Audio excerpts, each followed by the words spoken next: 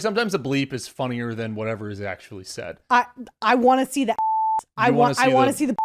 See the Yeah, I want to know how bad. I want to know, is it like a spot, or did this man have a full-on blowout?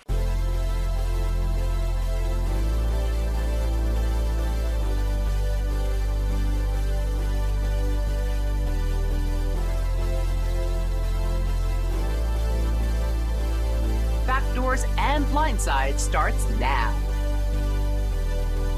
So it's beginning of March, and it is 83 degrees out today. Yeah. This is crazy. Just a month ago, we were freezing our asses off in line at the Survivor 50 Idle Hunt Challenge. Dude, that shit almost went so poorly for us. So we had kind of two options to go to the Survivor 50 Idle Hunt. Right. We could either go to the Richmond one, Richmond, Virginia one, or the Baltimore, Maryland one, kind of in between where we live.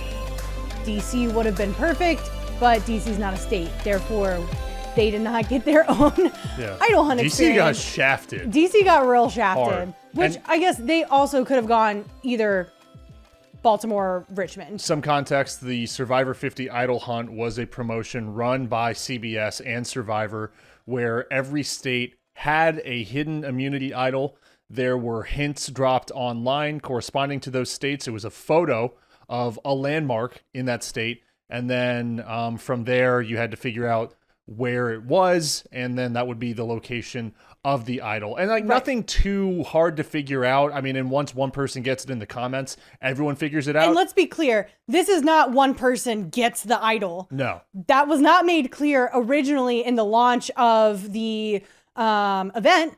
It made it sound like there was going to be one winner from every state. No, wrong.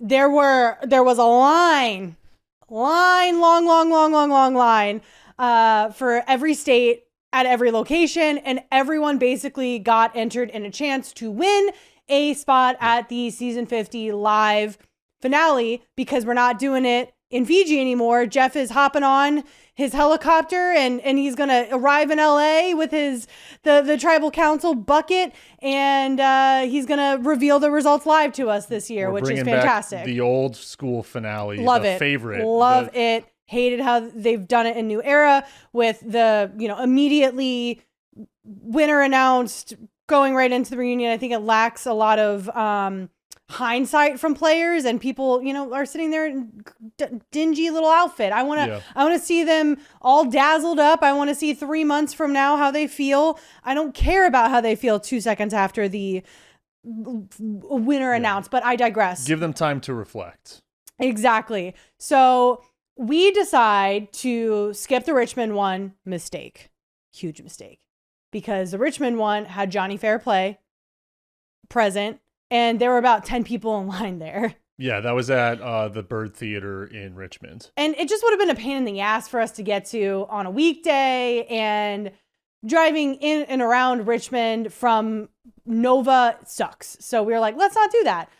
Baltimore actually might be a little closer to us. I love driving to Baltimore. I go there all the fucking time. He loves it. He loves a Baltimore concert, a midweek Baltimore concert. Yeah. And so we decide to go to the Baltimore one. It's on a weekend. Sure, this is going to be great. It was actually on a Monday. Federal holiday. It's President's Day. So I felt like because of where we're located, either we're going to get way more people or still fewer people because it is on a Monday. But you had off. I took off, this whole thing. We got there. It opened at like noon, I think, right? Right. And it's located at the top of the Lomo Seltzer Tower, which is a landmark in downtown Baltimore. It's a clock tower. Yeah. With a big, giant fucking, stained glass clock at the top, right next to Camden Yards. Never been, never even really realized that it was there, because when we were going into Baltimore, we're either going to a game or Inner Harbor concert situation. So I kind of never really paid too much attention. I was like, oh wow, yep, that clock tower, there it is, right in the middle of Baltimore, right behind Camden. And we get there about 1 o'clock, something like that. Line is wrapped around, I don't know, a block. The entire city block. Yeah, and I was like, oh shit, this is a lot of people. Yeah, here's the thing is, well, like the Richmond one at the Bird Theater, that was a movie theater. You can probably fit 300 people just in one auditorium in there. I know the Raleigh, North Carolina one was in, I think, their Museum of Natural History. Places that are built to stand in line in and outside of. The Seltzer Tower is an old ass clock tower where there is a much lower capacity. I think total 15 flights of stairs. Yeah. It's repurposed now as like an arts building. So there's a lot of like logistical like things going on with this location. So kind of right as we get in line, we see someone pulling out of a parking spot. They roll down their window and they say, "It's so worth it. You guys are going to love it." It's so worth it. Emily Flippin's up there Yes, from this season. Emily Flippin's local to our area, so she was up at the top of the tower. And, there's a photo opportunity up there with the idol, some fake plants and, tribal torches and things like that. And obviously people with CBS badges on. So we get the idea. All right, so the people have already made it through. Who knows how early people were lined up. And then this line barely fucking moves over the course of the next 2 hours, I would say. And it's freezing. Yeah, it's like in the 30s. It was like butt cold before leading up to this. Like real cold, like single digits, negative digits with wind chills. And I think that day it was like 40 degrees. So I'm looking at the weather like, hell yeah, spring break time. And that was not the case. Well, I doubled back for my jacket in the car, and thank God, because I would have been going back there and getting it. It was so cold. People were running into the Dunkin'. They're on the block for coffee, the bathroom. We are the people who did it. Whatever it may be. Let me tell you, that was the worst fucking Dunkin' I've ever had in my life. It's tough. I got a hot drink. I usually get an iced drink. I was like, it's a little much for an iced drink, even for me, which is saying a lot. But I was just so cold. I really wanted the warmth. You went in and ordered a mocha for me. Sure. And what did they say to you? I think they asked if I wanted it black or not. And I was like, what does that Tough. What does that mean? I take one sip of it and I decide this drink's not for me. This is purely functional for the warmth, and that's what I use it for. We should have got. I held on to it. We should have got beers. That is a move. That's standing in line beers with from beers. Dunkin'. Wherever they were available. I don't know, go to the park or the fucking 7-Eleven down the street. The problem is the tower is small, it's tall and narrow. And you can't just have people standing in a line up 15 flights of stairs because that's a fire hazard. So they could only let in, I would guess, it looked like around 20 people at a time. This line, easily, hundreds of people. 500-600 people maybe in line when we got there, let alone the people that were waiting in line before the event actually started. And I think the report was something like somewhere between like 12 and 1,500 people lined up around the block for the duration of the entire Strong event. showing for Baltimore because you didn't put one in DC. So you're getting essentially 3 little pockets all traveling to this one place. Well, and then we had people from Delaware that we were in line with as well. That's true, yeah. So we stand in line for hours, and I'm looking at the clock, and it's starting to look a little grim. I'm a little nervous because it's from 12 to 4. Yeah. And again, we got there at like 1. We have a dude who is kind of walking up and down the line with a CBS badge, and he's kind of the vibe master. He's got positive energy, but he's saying, "Oh, we're getting through about roughly 200 people an hour through there." And I just kind of wrap my head around the corner, and it's starting to look like there's more than 200 people in front of us. Yeah. And then they kind of come back around and they say, "Well, we got permission to extend by half an hour, but whoever's not in the building at that 4:30 mark, we're not going to be able to make this happen." And it's not looking good for us. Basically, the last like hour of us standing in line is just kind of gut-wrenching for us because we drove all the way up here. This is what we came to do. To take a photo. To take a fucking photo. Yes, we were entering in the chance to win the Survivor 50 finale package, whatever. But like at that point, that's not what I'm thinking about. I'm thinking about, like we're going to post it on social and like have it be this whole thing for our show. And we were even going to like do like man on the street. I brought the mobile rig. We were going to interview people. Morale was fucking low. We had a like a street prayer guy. What are those people called? Just a street preacher. Street preacher. And he's coming up to people and he's trying to like hand us stuff. And those people who try to hand me something on the street, I'm looking at you like I'm going to punch you in the face. You're in the city. Don't approach me. It happens. I look unapproachable. I don't want to be approached. Don't fucking approach me.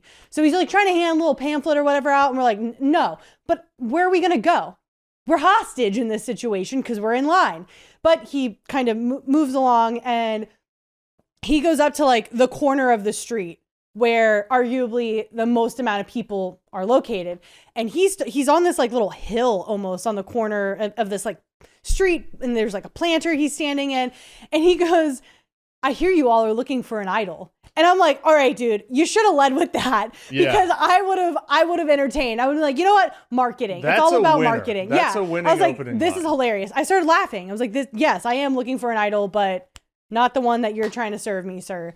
And then we got street preachers. We got people were there with like really little kids, which I think was kind of fucked up. I was like y'all, it's like cold toddlers. out. Like I understand, you know, my parents have waited for shit, and like you're climbing all over stuff, running around, playing with other kids, whatever. But these are like people that you like can't let go of like this kid's hand because it's otherwise like there's traffic it's and just, the rail line right it's there. It's fucking cold. So we got little kids. We have one guy who, I guess, you know, he started realizing that it was looking grim, and he decided that, well, if I'm getting something out of this, and he starts counting before he does the thing that we're about to go. He's trying to really do math to see if we can make it in our he's an little pocket. older guy. He said he was there because his wife couldn't be there, and he's making friends with people that were maybe a little bit younger than us. These like two girls, and it was very like cute watching them talk and converse in line and just kind of get to know each other. When they probably wouldn't have gotten to ever meet each other, and let alone cross paths with just like who they were as people. That's what's nice, at least, about waiting in line for like something related to fandom, is you at least have some common ground. There's a sense of community. You can talk game, talk show, whatever it is. And this guy, he's, you know, he asks the girls that he's in line next to hold his place. And he's like going up the line, counting the people. And this is when the CBS guy comes and says, hey, we're letting in X amount of people an hour. We're looking at the time like, it might be close for where we're standing in line. There's still people, a lot of people, probably like 50 to 100 people behind us even. And he's counting, and he comes back and tells everyone in our surrounding area, like, yeah, we're at like, you know, the 2 something cutoff, and it's questionable. And so we've rounded the corner. We see the tower. We're pretty close, and we still don't know if we're going to get there or not. And this guy is like, you know, I'm not leaving empty handed. So he starts looking around, and he sees like parking signs. It's a CBS Survivor printed sign, like official production parking for this event. So it's got the logo. I think it even says like Survivor 50 on it. All of that. And basically it says like there are CBS trucks parked here for this duration of the day. We're doing an event. Don't tow us. Don't fuck with our shit, essentially. Yeah. And they're like zip tied to like signs on the street. And our friend in front of us, he leaves the line and he just disappears. We're like, where the fuck did he go? I haven't seen, he just came back and counted all the people. Now, I don't know where he is. He comes back with scissors. He comes back specifically out of the Hilton across the street. Yeah, with scissors. And he starts cutting these signs off of the street posts. There's at least 3 or 4 just on this block. Yeah. So he cuts like 2 off. And he comes back to the people in front of us, and he gives one sign to them, and he says, this is for being my line buddy. This sign's for you. Just hold mine for a second. And he goes back across the street. I love an honest thief, because he goes back and returns the scissors that he got. Well, yeah, you don't want to steal their scissors, man. Yeah, I know. But the hotel was probably like, why the fuck is this random guy wanting scissors? But he went and returned them. It's Baltimore. They've probably gotten and seen stranger requests. Sure. And the CBS guy that has been like monitoring the line comes back down and sees like 2 people holding his signs. And he's like, basically like, guys, what the fuck? What's happening here? You better not get us towed. I mean, they were going to go in the Basically. trash in half an hour anyways. Yeah. Again, pretty good vibes. He doesn't really fucking care. No, he doesn't. It's just as funny to him. My anxiety brain would be like, oh my God, are we going to get kicked out of the line? Are they going to be like, absolutely not. You're definitely not going up in the tower now. But the guy kind of like shrugs it off, kind of laughs at it a little bit. And then we see people up in the line notice what's happening behind, like where we are. And then they start stealing the signs too. I mean, dude, you better get something out of this. I fucking regret that I didn't. I mean, I took a photo with the sign at the point where just all hope felt completely lost. I was about to yank the badge off of our dude's neck. And we've been going through it too, personally. And we're like, we fucking are owed this. We're owed to take our photo in this silly little tower. We're not asking for much. We've been standing here damn near 3 hours. The fuck you're gonna tell us to go home after all of this? Like, it already felt ridiculous standing in the cold for 3 hours to take a photo. And I will say, the last hour, things do start moving a little faster. And what we deduced is that the first hour, 2 hours of this, the first half of this event went by at a snail's pace because they weren't prepared for this many people. And everyone is probably taking their sweet ass time up in the photo booth area because Emily is up there. Right. So everyone is chatting up Emily. This woman who was pulling out of the parking lot now said she there's got two to have photo ops. Yeah. Now you're getting a photo op with the idol and you're getting a photo op with Emily. Exactly. So we learned that Emily pieced out about halfway through, and it's probably because they told her, hey, you got to go. Otherwise, we're going to have 500 miserable people But on at our other hands. locations, the Survivor cast reps that have been there have like kind of worked the line a little bit. Like you see him outside walking around. We did not get that. It was fucking cold. No one wanted to be there. No introductions. Yeah. And we make the cutoff by like probably 10 people. We were like the very last group that they called. There were people that got turned away, I would say for at least sure. 50, 75 people behind us that did not make it. And so basically what happens, we're standing in line, barely moving the entire time. Like little shuffle steps, standing in place for like 10, 15, 20 minutes, some more little shuffle steps. Atrophy has set in. We're fucking cold. Our legs hurt. Our knees are locked. Now we get thrust into this warm building and told to run up 15 flights of stairs. Hang on. No. What they said was pace yourself. You've already made it here, so you no longer have to worry about the clock. Yeah, but... They specifically told us that when we walked in, we then proceeded to sprint 15 flights of stairs. Listen, the first 7 flights looking real good. Yeah, feeling good. Feeling good. We're Blood's moving. flowing. I'm happy to get my body pumping a little bit. And then, goddamn, I am out of shape. These are some vertical ass stairs. Because they're straight up. It is no joke. I mean, wrapped around up to this skinny tower. And about at the flight 7, I'm like, I could not be on Amazing Race. Like we're hauling. I don't know if we could be on Amazing Race. I can't go up this many flights of stairs. Dude, I mean that is it was kind of like an Amazing Race challenge in that moment because it's kind of like racing up to get a clue. Well, that's kind of what I was thinking of as we were doing it, and I was like, let's pretend we're on Amazing Race. And I got my ass kicked. So if we were ever to do Amazing Race, I would definitely need to condition for it. But because we make it not in. it. We get the photo. It's cool up there. So yeah, I mean, we're literally inside the clock. I mean, the gears are turning. We see like the giant hands of the clock. We see the stained glass. Beautiful building. A really huge cool. bell in there too. Honestly, if you're trying to like kill a little bit of time in downtown Baltimore, not bad. If they're open to the public. I don't think it's open to the public. There was like some museum shit in there, so maybe on like certain days, I don't know. At least go look at it because it's a cool ass building. It's really cool. We never would have been in there if we hadn't gone to this event. It was great. We get our photo, thank God. They allow us to hold up the show banner that you made. Yeah, I made a little vinyl banner that said backdoors and blind sides. Yeah. Hold it. At that point, to be fair, the person that was taking our photos, she didn't give a shit about anything. Oh, no. She was there now past her cutoff time. She wanted to go home. They were nice enough to extend it 30 minutes. Yeah, so we get our photo. We make the treacherous path down.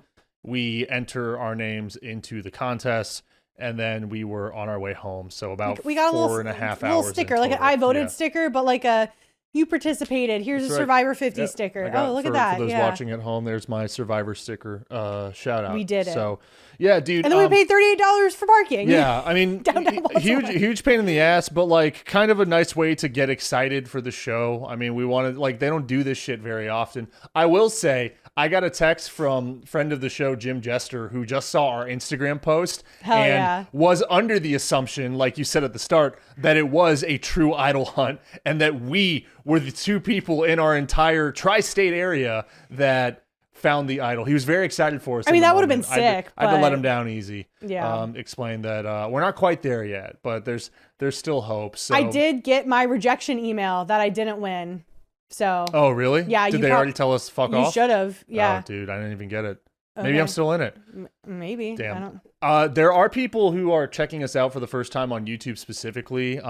Just a call out. If anyone else participated in their state's idol hunt, we would love to hear how it went. Yeah, absolutely. What state you were in, what like the actual location was, and how it went. If you met anyone from the cast, whatever. So comment down below. Let's get into the actual meat of the program, shall we? Let's do it. So this is episode 33. No, that's the episode of our show. Episode 33 of our show, Backdoors and Blindsides. Holy This shit, is so many. Survivor 50, episode 2, Therapy Carousel. And might I start by saying, shout out, shout out, shout out, shout out, shout out, shout out, shout out, shout out, shout out, shout out. Let's go. It is Fuck a yeah. good Let's go. day in the backdoor and blindside. Backdoors and blindside. Can't even say the name It's a right. good day I'm in so the back excited. door and a good day in the blind side. household. Savannah's gone. Dude, it actually worked out. Here's the thing is I know we're going to get fucked so hard at some point watching yeah. this season. Oh, yeah. But at least we got a win. Celebrate your good wins. A win early on is really nice. Especially So, coming off of the Kyle yes, medevac, one of our which favorites getting booted. Let's dive into his like post-departure fallout. If Previously you will. on Survivor. That was pretty good. We get a sizzle reel about like it's highlighting Coach and Ozzy, Genevieve finding the idol, Jenna's vote out, and then Kyle leaving is the hammer of the kind of sizzle reel. We get Genevieve saying, quote, "In a game where you can't trust anyone, Kyle felt like home." I'm like, girl, you've been on this island for like 2 days now. She said what he do you felt mean? like home, warmth, and security. Like, dude, and this is Genevieve, who you say is a little standoffish, can be a little prickly, very strategic in a Yeah. lot of ways. Basically just admitting, oh, I loved being around Kyle. Like, everyone at this camp is kind of admitting that they would have been riding with Kyle the entire time, which is sucks hard to I'm sure hard for him to see too. Because like we all just kind of had that feeling that he was going to go far in this game once again because he won his entire tribe over so quickly. But at the same time, and like I get Genevieve was kind of conjuring up an alliance with him and a few other people, but like this made me feel like, to what Jenna was saying and the reason that she got booted, she cited, potentially some pre-game alliances, pre-game relationships and friendships. I'm wondering if Genevieve and Kyle were like low-key tight, because that's a whole lot of feelings and a whole lot of strong, powerful words to be thrown around for someone that you've known or been in a game with or been in a situation with for like 48 hours. Well, she told him about her idol in the very but, early like, stages of the show. So it was like pretty clear that they wanted to work very if closely it was together. Camilla saying that Kyle felt like home, sure, you played with him before. There was something I missed in that relationship between Genevieve and Kyle, and like it felt like there was more, and I'm wondering if it's just she was maybe alluding to knowing him from before. But less important than any of Jeff's monologuing in the last episode, more important than anyone talking about Jenna leaving. That's kind of where it falls in the cutting room floor. Yeah, pretty much. And then because of this, because of Kyle leaving, there's an open spot for a majority alliance now that he was a part of. And Q starts recruiting none other than your boy, the RIZGOD, Riz God baby, Rizzo. So Rizzo realizes that he was maybe a little too high strung and hyper. Saw his reflection. Yep, saw his reflection, and he needed to turn his game around. And he successfully changed their minds. Now, I don't know how much of it was like the majority kind of looking around, scratching their heads, being like, okay, who do we recruit? I don't know. Rizzo seems like a nice kid. We saw his relationship with Colby forming a little bit. More so than it maybe was Rizzo changing people's minds, perhaps, but definitely a gut check that he did. And he seems very pleased with himself. He's like, look what I did. I'm now in the majority alliance. If I'm any of these people, I haven't seen Rizzo's season yet because Rizzo is cunning. Yeah. Like he is a super fan. I mean, knows the game inside and out, and he is smart and he is cunning. But at this point, I don't know who Rizzo is if I'm on the Vatu tribe. I see just stars in his eyes because he is with all of, we said this last episode, he's with all of these players that he admires and is a huge fan of. So he's looking around being like, wow, I'm on a tribe with Colby, with Genevieve, with Cute, right? And I think he would be an easy choice to recruit because like he's just so excited to be there and to be included. So I would look at him if I was any of those people and say, well, let's get him in because he'll probably want to roll with us no matter what. Sure, absolutely. And the most devastating part, aside from Kyle himself leaving the game, was watching Camilla's reaction when the boats come in to the reward challenge and Kyle's not on there. She's looking around like, what? Where'd he go? Where'd he go? And he is nowhere to be found. And it was just like brutal watching her really reaction. Sad. She's going, not Kyle, not Kyle.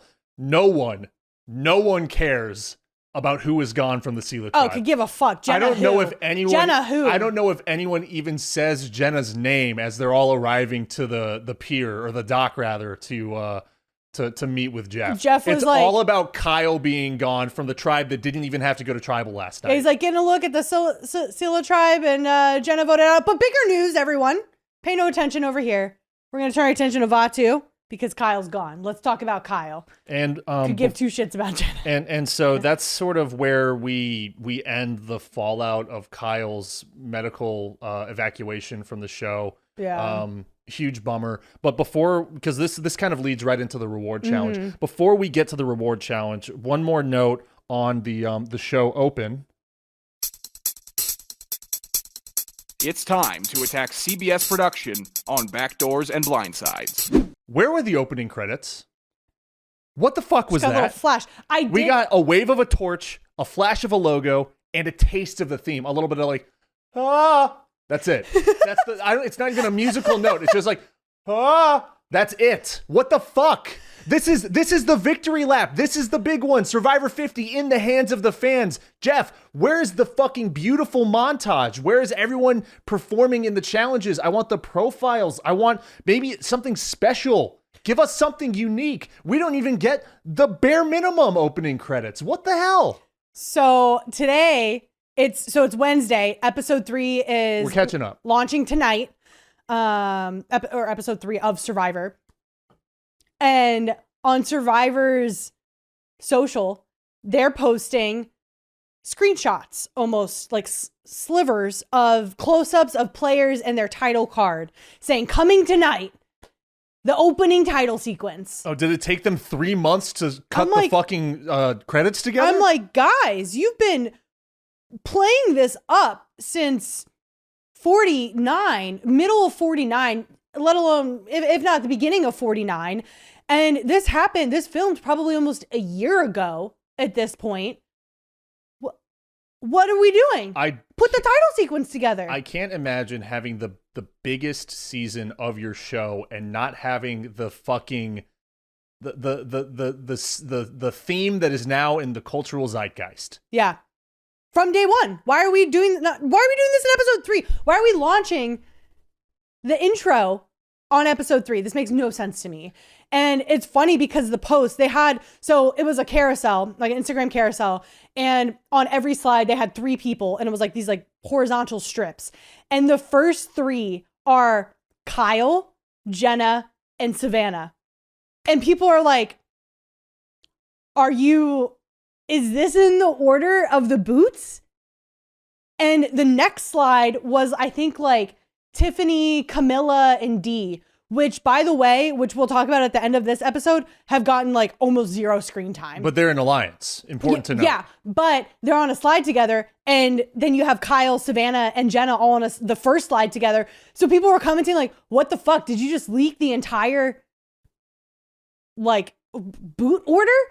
And then Survivor Instagram account commented like, LOL, why would we do that? I'm like, I don't know, because y'all are dumb, maybe? Yeah, because you guys have fucked up multiple times in the past. Yeah. So now people are like, did you reveal the order? And TBD, if tonight one of those 3 women go home, my eyebrows going to be raised. My little tin hat's going to be on. I'm going to be like, what the fuck, guys? What the fuck? It's so early for a conspiracy theory on this show. Well, here it is. If you're checking this out for the first time this season, we're kind of known for getting a little tinfoil hatty when it comes to production meddling. Yeah. Or the way that they work around the show. But you'll get it in episode 3. Let's TBD. fucking hope that we get the credit sequence that we all deserve. And guess what? Now that I've been waiting this long, it better be sick. There better be something cool and different about it. Okay. Hopefully Christian shitting himself made it. Dude, oh, that'd be so awesome. we'll get to that. But TV themes are important. If you skip the theme, if you're watching something on streaming, I don't trust you for a goddamn second, because it's so integral to the experience of television. I don't care if you're watching 8 episodes in a row. Watch that fucking theme. Watch those credits. It's part of the presentation. So bring it on. The reward challenge. Yes, Camilla has learned about Kyle being pulled, and Jeff pretty quickly pivots the discussion to Coach and wants Coach's feelings, and we all know what he's doing here. He tees up Ozzy a little bit too. Okay. And he brings up this controversy that is being kind of discussed amongst the tribes now of what's honorable versus not honorable in the fight for supply challenge that Ozzy and Coach and Q were all in.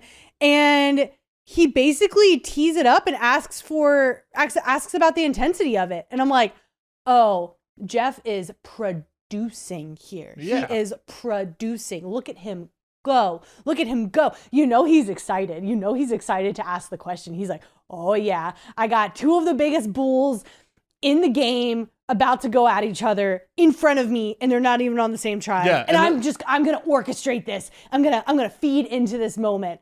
And he's excited. Makes sense. It's the first time that they're back together since. And you know, I wanted to point out, we were talking about this off the air, but last episode, you kind of questioned, like, why would Mike White tell Coach about what Q said about Ozzy, or about what anyone has said about Ozzy, basically. And I don't think Mike White had any plans to do that. What's this? That was me teeing it up. That was what Mike White was doing. He was putting his tee in the ground, or Survivor Production put the tee in the ground for him, placed the ball on top of it, and he just swung away. And they said, Mike, you got to tell Coach about this. You got to do it when everyone is around, so that he's extra shamed. He swings, it's a hit, and it's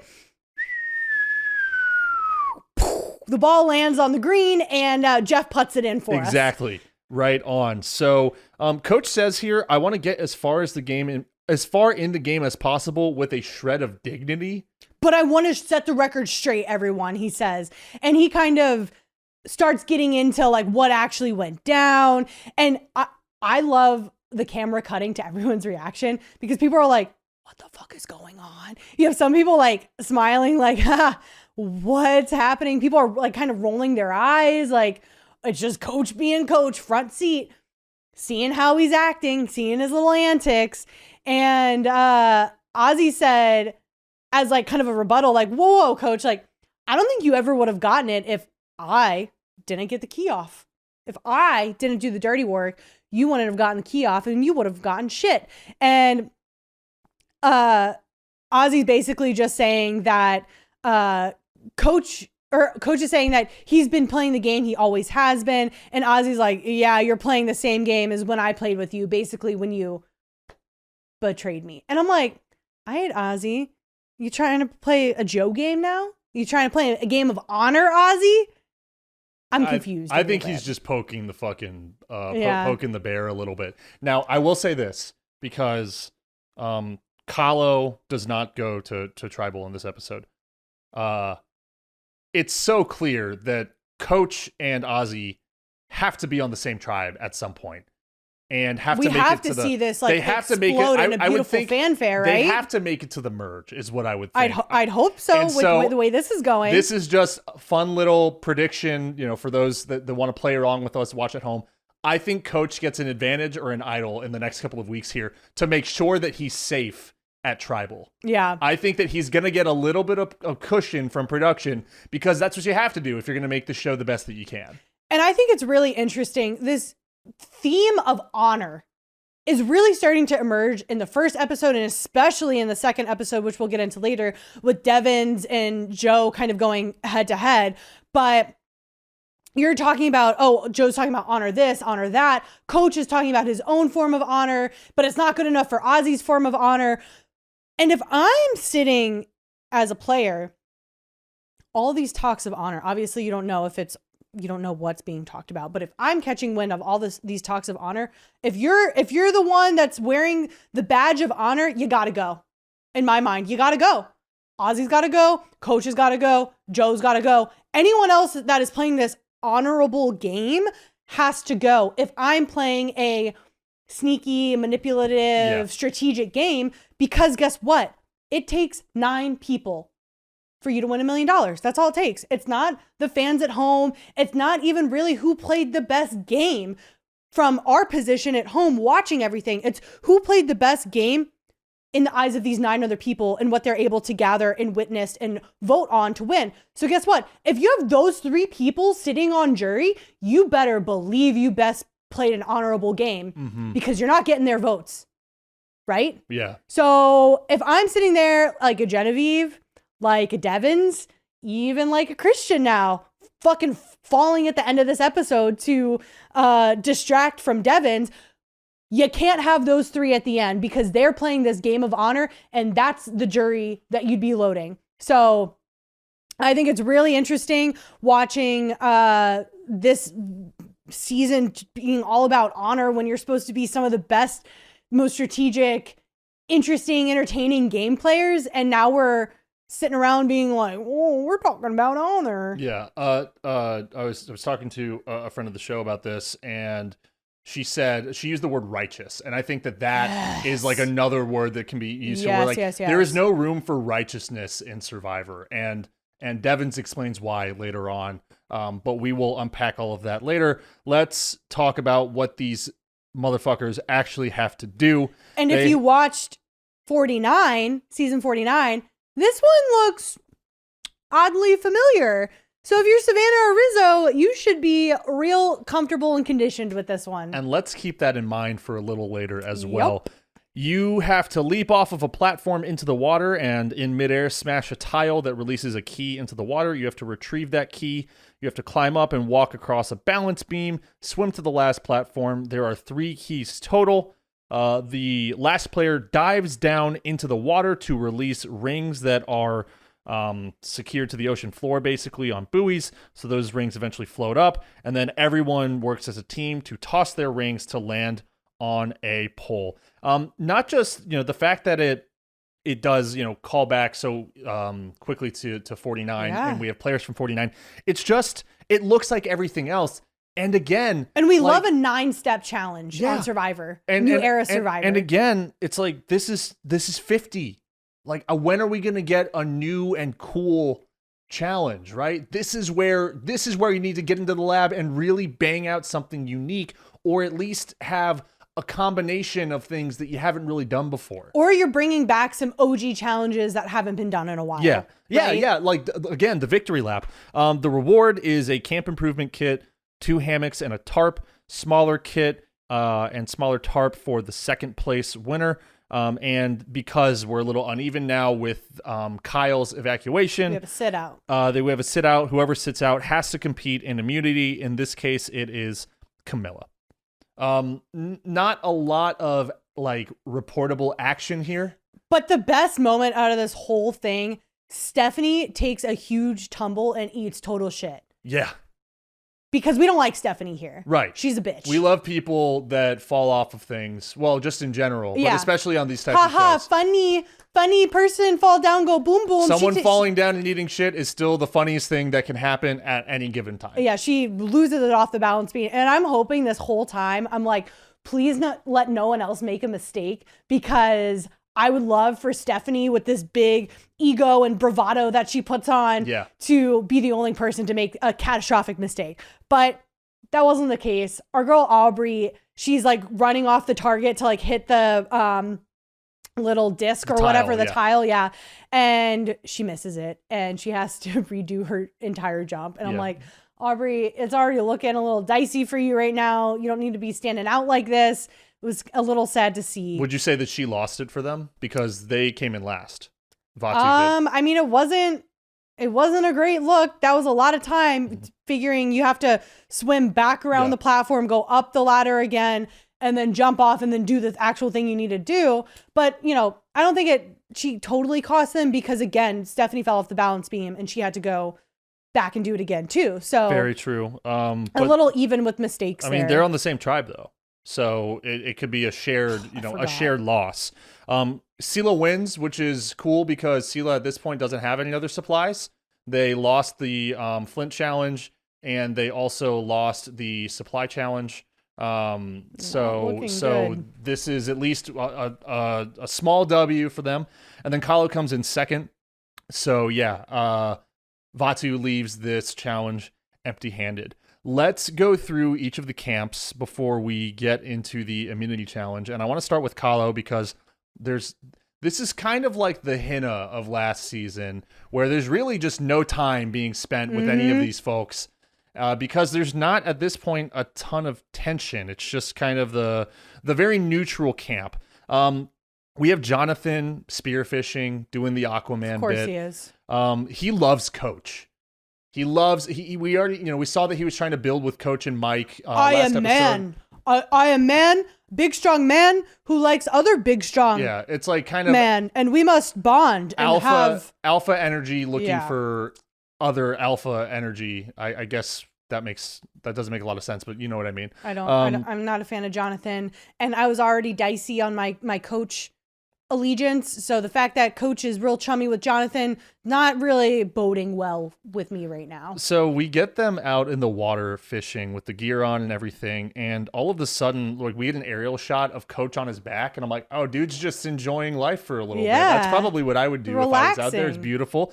And then we realize that he has massive cramps in both of his legs and is basically seizing up and is probably going to fucking drown unless someone gets in there and saves him. It's giving Patrick Star at the Blue Lagoon and his butt cheeks getting in a twist. Yes. And the safety boat has to pull him in, and he gets brought back to the beach. But Coach is quoted saying, I would have died if it weren't for Jonathan. And I'm like, You're a little drama queen. You're a little diva, Coach. Is he? You're a little diva. You would have fucking died if there wasn't production offshore right there. Well, he's clearly and they buying brought stock. a little dinghy. He's buying stock with Jonathan. Yeah. Which is, I guess. Jonathan didn't do shit. It's one way to go about it. Jonathan had some fish on a spear and popped his head up and goes, Bo, what the fuck you doing? Coach could have done that too. Dude, so Jonathan did not save Coach's life. Let's get that straight. And like, look, you're out in the elements. You're not eating a lot. You're doing your best to stay hydrated. You're in the sun. Like, I'm sure that this happens more often than you would think in this type of situation. But because it was Coach, it's really fucking embarrassing. It's so embarrassing. And people online have been saying like, oh, well, when you're not eating and you're eating, only drinking like coconut water, makes total you can sense. cramp easily Of course. and you're out there exerting yourself. And I'm like, yeah, I get that. It's still fucking funny. And he likes to be a little drama queen. He is really fucking dramatic, isn't he? Yeah, he is. Interesting. The Dragon Slayer must have drama. Old man's got some cramps. Chrissy's out there with their elbow trying to rub him out for him. Right. Well, and I'm glad you brought that up because we have Dee ragging on Coach for being what she says essentially like decrepit. She said the exact word she used was old and dismantled. Hell yeah, Dee. Hell yeah. In the same breath, she also rags on Chrissy for being so like mothering. Well, you're also getting oh my God, Charlie. He's barely been on TV too. Oh yeah. You get Charlie ragging on her too. Actually, I forgot to lead this segment with the people in the camp. This is Dee, Jonathan, Camilla, Tiffany, Charlie, Chrissy, Mike, and Coach. So yeah, it's just like the Young Bucks are casting a judgmental eye towards some of the older people in the camp. But let's not forget, Jonathan said that he wants to work with the older players in the camp. That's like his whole move. So we're already seeing the divide. Yeah. I mean, I think Chrissy, they showed her, I don't know. You have Dee and Charlie being like, Chrissy's doing too much. And she's over there kind of doing helpful things. But at the same time, I'm having like PTSD as a former child of a helicopter mom and seeing all those traits in Chrissy where I'm like, yeah, I kind of get why they be commenting on that. Yeah, it's not the right match. Yeah. Very different energy. So I guess that's like the small brewing conflict at Kahlo camp. But things get really interesting over at Vatu, which is Rizzo, Stephanie, Q, Colby, Genevieve, Aubrey, and Angelina. Who? Exactly. I'm so glad you mentioned that. Angelina does have a small victory or part of a victory at the immunity challenge later, but I don't know if we've gotten her in confessional yet. If we have, I haven't fucking remembered it. She has very few confessionals, yeah. So everyone's passing around a sour coconut, which is, I don't know if you can get food poisoning from a bad coconut, but that's kind of how we open up at the camp. We have Q telling Rizzo and Colby about losing his vote. So building trust there, because I think he was working with, I think he had shared that with Kyle at one point. So he's got to kind of rebuild, find new close allies. And I'm a little confused by Q though right now. He seems to be a little all over the place, which is like concerning me. For his gameplay, it's reminding me of maybe how he played the first time around, just being a little erratic and all over the place because he's bringing Rizzo in, being like, oh, you're going to be in our majority alliance now. He's sharing that stuff with him. But then he's like going around calling him lazy. Right. Well, that's the thing is Rizzo flakes on fishing.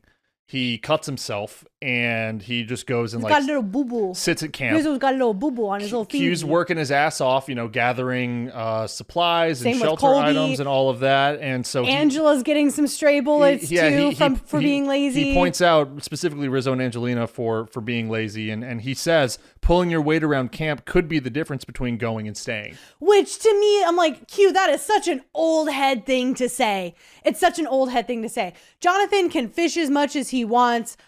I'd still be voting his ass out. You know, you can bring all the firewood around you want. I'm still voting your ass out. Well, like camp life was such a crucial part in like older era Survivor. New era could give two shits about that. Absolutely. So, y'all could be sleeping on a dirt floor with a single pole leaned up on a tree and one thing of leaves. Oh my God. What's a frond of leaves on the lean-to? Just camp could look like shit. You could be licking ants off the ground and everyone would be okay. So no one cares about camp life. You think there's a correlation between the really physical players and feeling that way? Absolutely. Yeah. And Q is a pretty physical player. Yeah. Here. So everyone wants to pull weight, but I definitely see Rizzo playing this new school game, and the old era players aren't going to be fucking with that, and it's going to rub them the wrong way. So yes, Rizzo did this like rebrand, or he, rebranded enough to get in with the majority alliance, but it's already looking a little shaky for him back at camp. We haven't seen him talk about his season yet with them, and that's what I want to see. Yeah. I want to see how Rizzo talks about his experience playing 49. You know his dad is 47. His dad's 47. I know. He's an emotional guy. Matt doesn't like it when I riff on Rizzo. It's because I'm an emotional guy. Yeah. And that's why we relate. And so emotional Maddie I'm over sensitive to that. We get a little bit of Aubrey history here. And she talks about what she deems is energy management and how hard it is on Survivor. And I think this is something so specific to Survivor as the game, something different that you don't get in Big Brother, something you don't get in Amazing Race or the challenge. Yes, you're conserving your physical energy and all of those for challenges and things like that, but you're out there living in the elements with the sun, getting sunburned. You're, have the bugs everywhere all up on you, and you're waterlogged from the getting in and out of the boats to go to your challenges. So you are dealing with a lot of physical things, and then you have cameras in your faces, and you have to perform a little bit for the camera, and then also play the strategy game. That's what you're signing up for, man. And then also look for idols and advantages, and also perform well in challenges, and then also make sure you know where all the votes are going to go, and do you want to play your advantage? So yeah, she's like, it's so early on, and she's not looking like she's in it for the long haul. I'm like, I need to grab her by the collar and be like, Aubrey, get your shit together. So get your shit together, girl. In Aubrey's in her first season, Cal Wrong, season 32, which was Bronze versus Brains versus Beauties. She was incredibly overwhelmed in the very first episode. She had a panic attack at camp. She really crashed the fuck out, and she considered quitting. She actually considered pulling herself out of the game. It looked like it was going to be an easy vote for the first episode of that season. It was Aubrey, because everyone at camp in her tribe was like, what the fuck? Like, this is not someone that we want riding for us, basically, and we're certainly not going to ride for her. Then she turns it around and has a very impressive showing at that first immunity challenge, actually wins immunity for her tribe, and then runs a pretty strategic game for a good while, good run afterwards. She's like kind of like a sneaky comp beast. I mean, we don't see it this time in the reward challenge, but she performs in challenges usually. So Genevieve is watching Aubrey acting rather conservative. And it's funny, this is right after Aubrey's talking about staying kind of reserved and conserving that energy. Genevieve is reading it as being secretive, being deceptive. And she thinks that she has an idol. She thinks that someone sent her a boomerang idol. So she tells Colby... Because Genevieve got the boomerang idol that she sent out to Ozzy. Right. She tells Colby, Q, Rizzo, and Steph. And they decide... and this is early for Survivor, they decide we're going through her bag. I hate this shit, man. Why? I hate it. Listen, I'm all about the conniving and the manipulation and the sneaky and the backstabbing and the blindsiding, right? I'm all about that.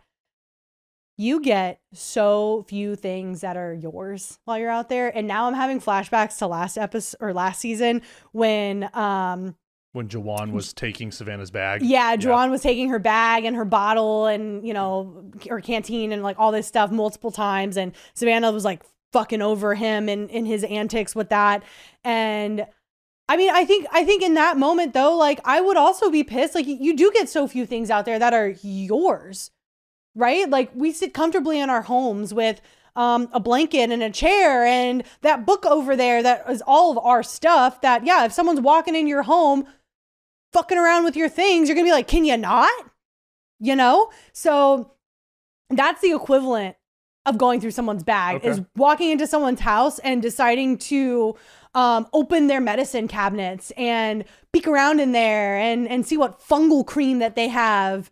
Seinfeld reference to anyone that cares. Someone comes up to you and says, I think this person has an idol. We got to go through their bag. What are you saying? I want no part in this. Really? You're walking away from it? I'm walking away. Wow. That's where you draw the line. I'm not going to tattle unless it's to my advantage, right? Unless the person that you are, trying to sabotage is one of my allies, I'm going to go tell them, right? Be like, they're looking through your bag. Also, the amount of people on this bag search, I don't like it. Way too many people to then disperse that information. Right. I don't want to be caught up on that. Q's on lookout, right? Making sure that she's not going to come. Stephanie is sitting. She's running interference. Yeah, she's placating her on the beach and keeping her busy with conversation.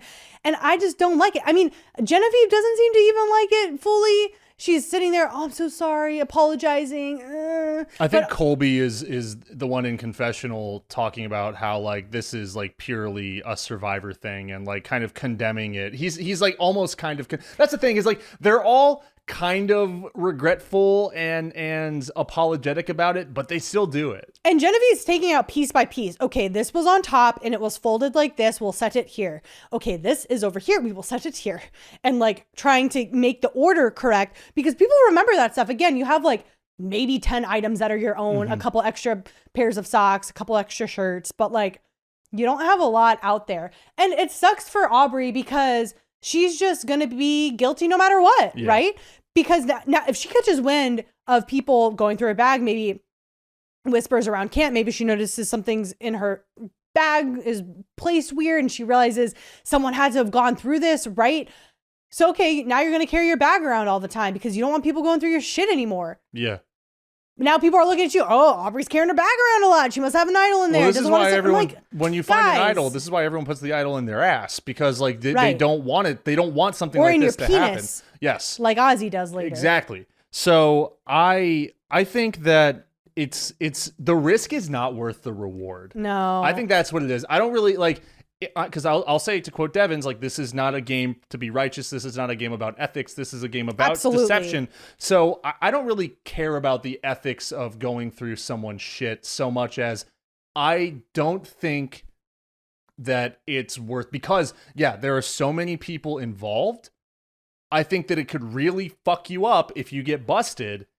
And there's probably a good chance if they have an idol, it's in their fucking underwear. Yeah, I'd be too paranoid of a person to do it. Yeah, who would leave an idol in their bag? That's really the surprise to me is I'm like, really? We're doing this when we would know that it would be somewhere else, unless, because if she's acting conservative, that means that she knows she has it. She's not going to be surprised by finding it in her bag. So why would she keep it there? And that's where I don't think that the risk is worth the reward. I hated seeing this, but in hindsight, I loved that it happened because basically all of these people gathered around and decided that Aubrey doesn't have an idol.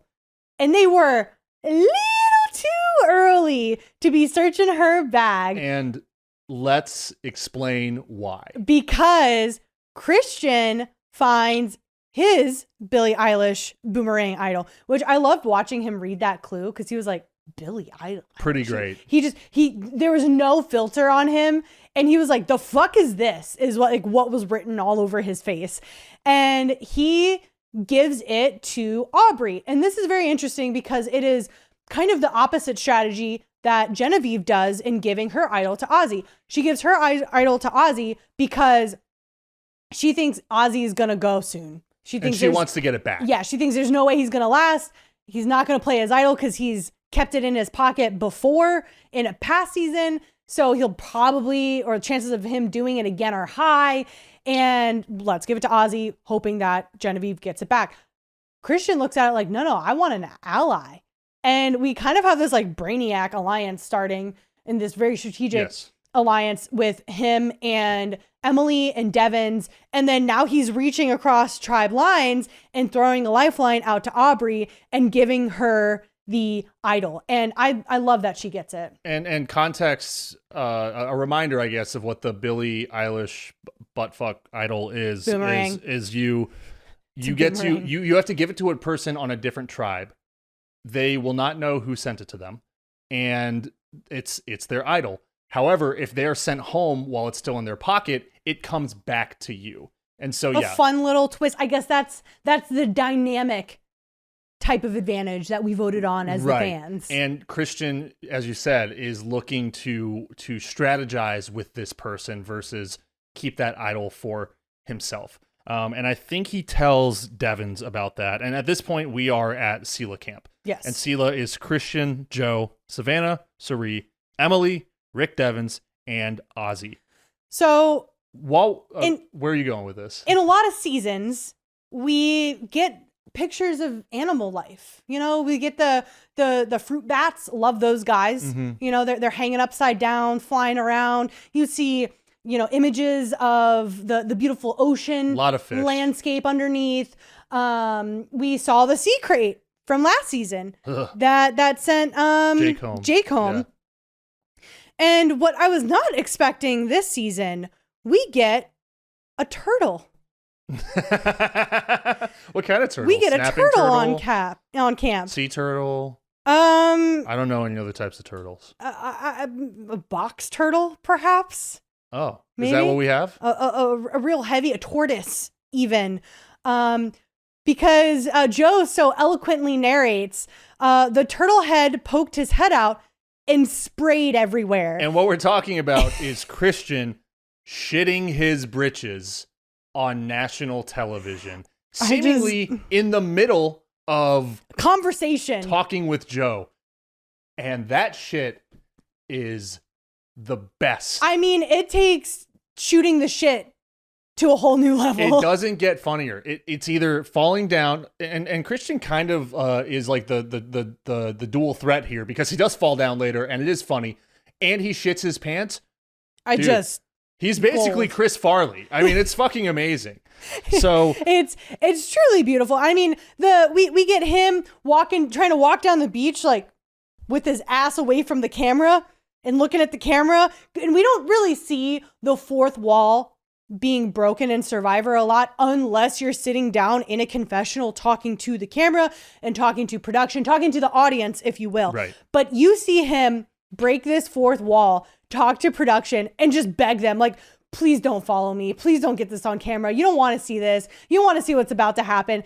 And the most beautiful part of the whole thing is us as the audience. We have no idea what actually happened, because they blur his ass out. yeah, well, sometimes a blur is funnier than whatever is behind that blur. Oh, yeah. It's like sometimes a bleep is funnier than whatever is actually said. I want to see the ass. I want to see the poopy ass. You want to see the shitty ass? Yeah, I want to know how bad. I want to know, is it like a spot, or did this man have a full-on blowout and he's wearing like khaki pants? He's wearing like khaki. They almost look like canvasy pants. So not the pants for this to happen. Yeah, it's displayed. It's should out not there. have brought those pants out to begin with on the island. I mean, you sit in a puddle, that'll be seen immediately. Dark clothing. You got to go dark clothing no matter what. Hide sweat.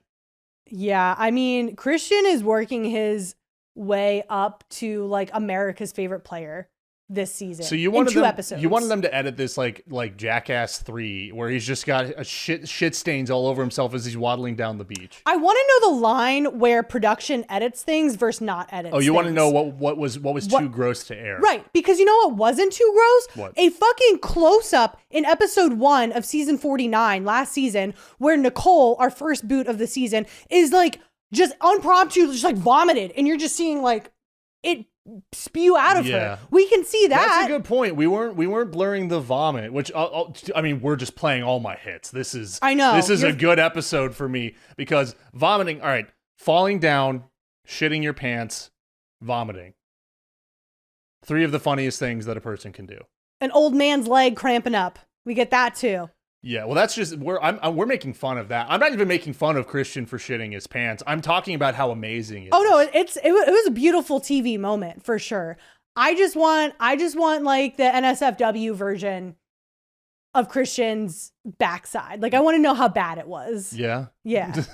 For my own morbid curiosity. Do you think that he went into the water with the pants on, or do you think he took them off before going in? I think he goes in the water with pants on because he doesn't want anyone to see. Sure. He disrobes in the water. And if it were me, I'd be scooping handfuls of sand up, really rubbing it in there, trying to clean that shit off. Literally Is he wearing clean the that same shit off. pants later? No, he's not. I was about to say, Nah, they gotta give you another He got pair an of extra pants. pair in his bag that he's wearing. Like, Christian's probably like a 32 Slim, and I would just be like, hey, can you hook a brother up, Jeff, and production? Yeah, not great.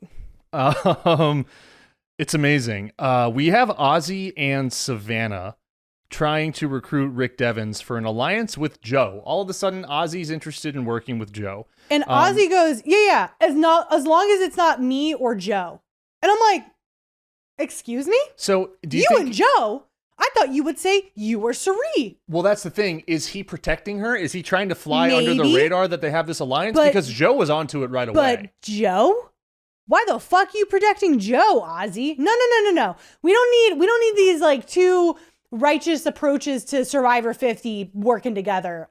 Stay away from him, Ozzy. Not allowed to play together. Stay away. Devens tells us that he is prioritizing his alliance with Christian and Emily over everything else. He's just in a beautiful sweet spot, kind of in the middle.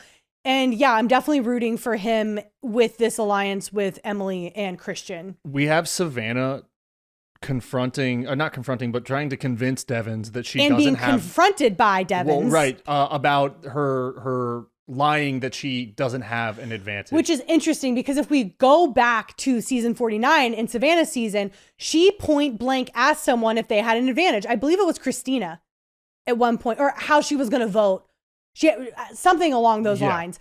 And Christina was like taken aback, like, whoa, I did not expect that question. So Devin, who hasn't even seen 49, is giving Savannah some of her own medicine. And it is so sweet. I love to see it. He asks her point blank, Savannah, you went on this journey. You get an advantage? She's like, no, I just got to keep my vote. I didn't get an advantage. And here's the thing. Savannah won 49 because she won immunity over and over and over again. You weren't able to write her name down. People wanted her gone so fucking badly. And there were distractions when she didn't win. And then I will say Sage made two crucial errors that I think gave Savannah the win because Sage, she got revenge on Sophie instead of voting Savannah out when she had the chance, and she flipped on Steven when they would have had numbers to get Savannah out. So it's Savannah's winning of immunity over and over again, her physical game matched with some crucial errors of rival cast members that got her that win on 49. Now it's still a win. Your physicality got you there. Yeah, absolutely. But when you're in Survivor 50 with all this fucking brawn, and I'm not just talking about the men. Is showing. Dude, and she doesn't have a social game at all. She's like a fucking robot. Matt, no. It's just because she hasn't found her people yet.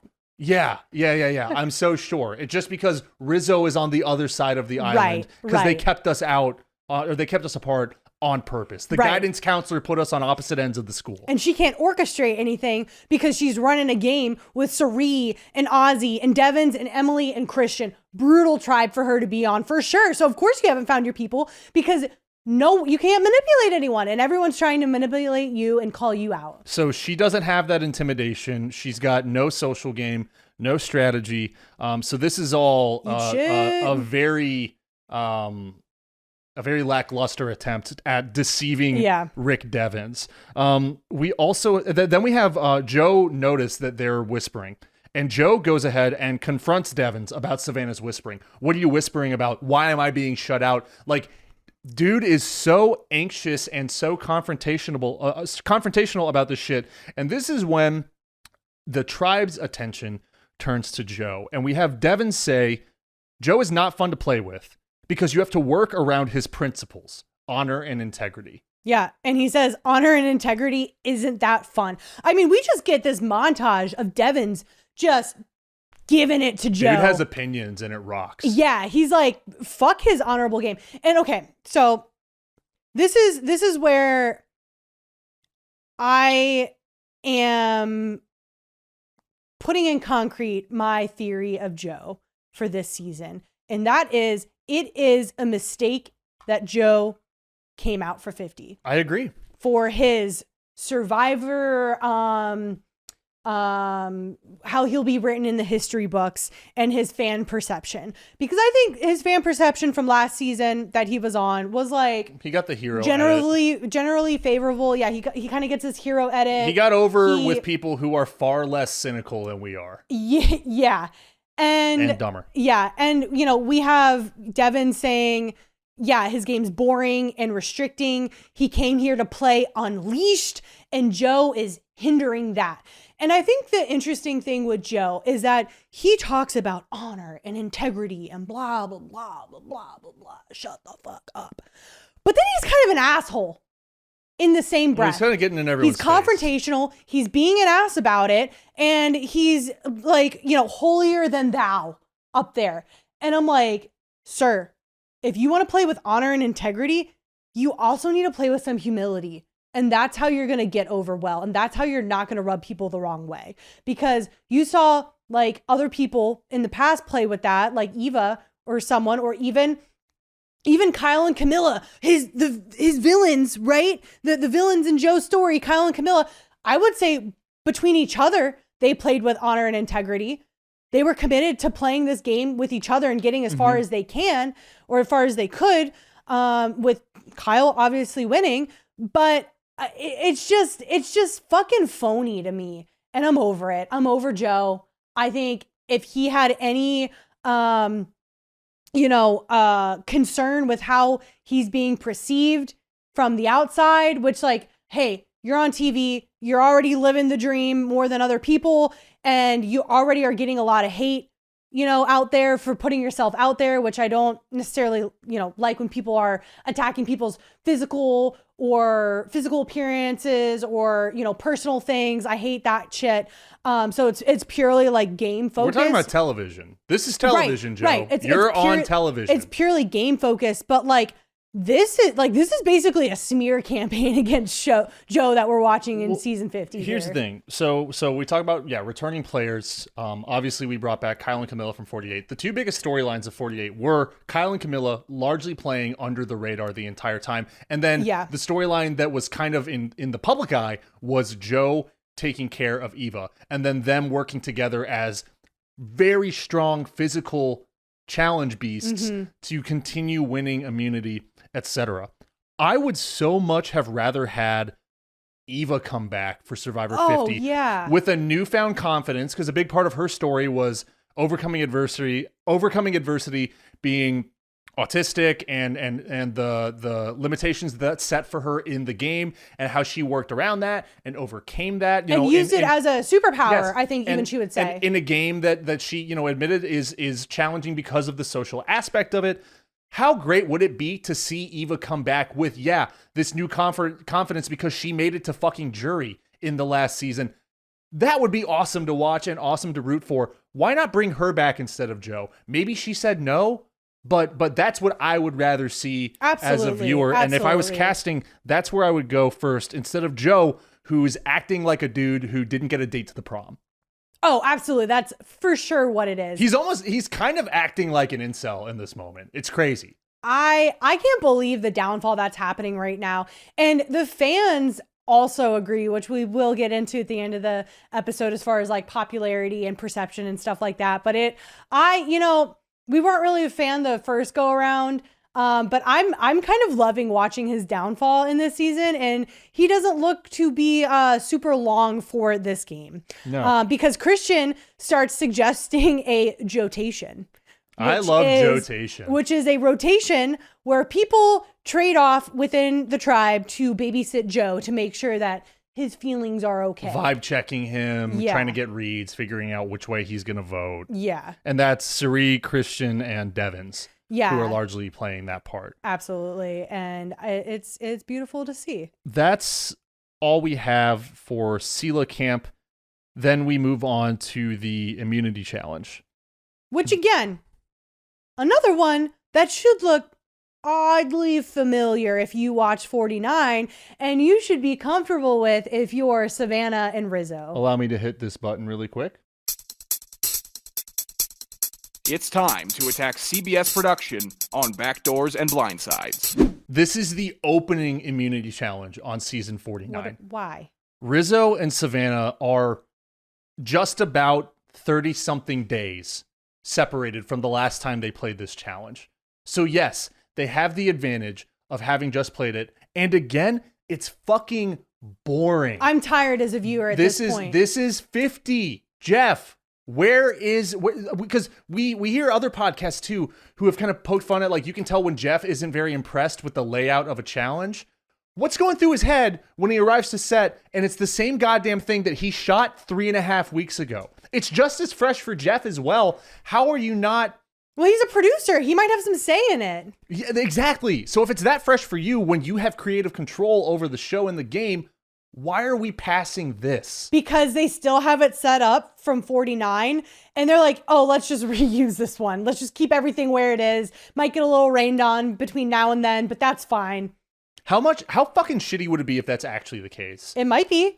I need to go back and watch 49 and watch this one shot for shot to see how similar it is. I mean, maybe we try to keep a running count this season of challenges that are straight from 49. Right. I mean, give me something from season, 12, season 18, 24, 31, random numbers. Give me some other stuff than the thing that I just saw like 5 minutes ago on 49. You have to race into the jungle and Crazy retrieve idea. 3 giant snakes that I think they weigh like over 100 pounds. 200. 200 pounds. And then you have to make your way through obstacles with that snake to set it in like a rack. Once all 3 snakes are in the rack, then you move on to 3 players move on to a suspended maze trap where they have to move a ball along the maze and sink it in the hole at the end.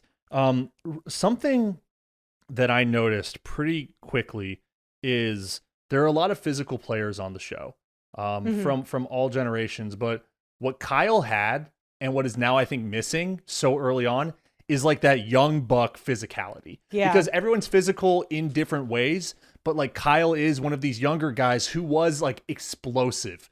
And I think that type of energy is already missing from this type of challenge. Just not something that you would plan for, I think, if you're in production. It just wouldn't make sense. I'm missing that big juicy ass running Yeah, around. and the ass. We got to find another ass. Well, I guess it's Christian. It's all about Christian's ass. Yeah, it's true. It's true. All right, so we we're trade gonna one do- ass for a shitty ass. We're going to do ass of the week on Backdoors and Blindsides right after the 3 pillars. Another note here, there's a net at one point, and Jonathan flips out of this net, showboating like, and just dude, eat shit. lands on his back. Like Get fucked, Jonathan. like when Lamar Jackson flipped into the end zone with a rushing touchdown. Just like a complete showboat move that, by the way, bruised his tailbone and had him out for a game. I was just thinking about that. I'm like, dude, Jonathan, this is going to fuck you up potentially for like the next week of they challenges. cut to him and he's gasping for air on the ground, like, oh, I just knocked all the air out of me. I'm like, yeah, you fucking Just idiot. horse his You're trying to showboat. But it's funny too, because he's paired up with Camilla to go get the snake. And this man, again, I think I mentioned before on our last episode, like I saw somewhere he has the like Guinness World Record for the amount of pull-ups he can do with 100 pounds strapped to his back. So to a 200-pound awkward snake is nothing. But basically Camilla's like back there holding the tail like she's a little kid helping her parent do something. It's like, you know, when you're in the grocery store and like there's like the little teeny tiny shopping carts for kids. Yeah. That's Camilla. Camilla has a little teeny tiny shopping cart and she has a gallon of milk in it while mom's pushing the entire Costco cart of groceries. It's by design, and to no fault of hers, Camilla is not a physical player so much as she's a very strategic player. Yeah, and puzzle that's why, too. yeah, She's the puzzle person. And that's why she's with Jonathan, because Jonathan can shoulder most of that weight. Instead, he's about to end up like fucking Coach, clenching his cheeks, For crying real. on the beach. And then the other one I want to point out, which is ridiculous, is D. There's a shot of D trying to get the snake, I think, to like one of the checkpoints. And this lady has her hands like behind her back, trying to like hold the snake from behind. I'm like, what are you doing? This is not, no. This is just not, no. All no. Yeah, this is not challenge veteran behavior. No, I was like, D, you won your season. Don't be holding snakes like this. It was a little cringe from my end. You made a note while we were watching this that hoisting the snake up in the ropes to get through like the crisscross rope, yeah. like tunnel basically. Hoisting the snake up in the ropes would help it along easier than keeping it low, which is what most people are doing. Yeah, kind of cradling it and using the ropes to help you along. The suspension to kind of take the weight off of you. Right. And you can pull it through. I think the initial thought would be keep it on the ground and just like pull it through. But this thing's heavy, right? And if you're Jonathan, maybe you'll be able to pull it out, but also maybe not, because now you're flipping out of the contraption and knocking the air out of yourself. I would try feeding it in backwards, tail first, and then pulling it. Then you just you get on it like tug-of-war style, and the two of you pull it. You do like tail first, don't you? Anyways, Shout out. We also have Dee telling Coach when they're kind of at the end at the puzzle, she like quips at him and like snaps at him like, get your head in the game. Or the coach. Yeah, a couple of us are getting a little snippy during this puzzle. And I kind of love it. It is neck and neck at the maze trap for a little while, but then Kahlo drops first. Shout out, Coach. And then Sela drops second. that puts Vatu in the lead. And actually, Vatu was behind for a good long while. They had a lot of trouble getting their snakes up. But then Q kind of books it. I think it's Q and either Aubrey or Angelina books it. And they make up for a lot of lost time. So again, Q kind of maintaining a pretty physical presence for his tribe. And they end up winning immunity for their entire tribe. Then Kahlo comes in second, which means Sela is going to tribal for the second time in a row. I'm playing my little violin for them. Now, it might be too early to tell, but it's already kind of reeking of the one tribe that just gets absolutely shredded in the three-tribe dynamic. How many times do I have to tell you, Survivor production? I'm tired of the three tribes because one always eats shit, and then it just all falls apart from there. At least we have 8 people on a tribe, so it keeps it a little more interesting. We have more people than we normally do, but I'm tired of this new era Survivor trope of one team absolutely eating shit. Over it. Pre-tribal. Let's do it. We have Emily and Cirie. Emily tells Cirie, Christian wants Savannah, Devins wants Joe, I want Ozzy. And she even says, like, it's kind of up to you, Cirie, who you want between all of us, which I think is like kind of a crazy thing for Emily to bring to Cirie's attention specifically, because this is saying that Emily, Christian, and Devins is in a power position, right?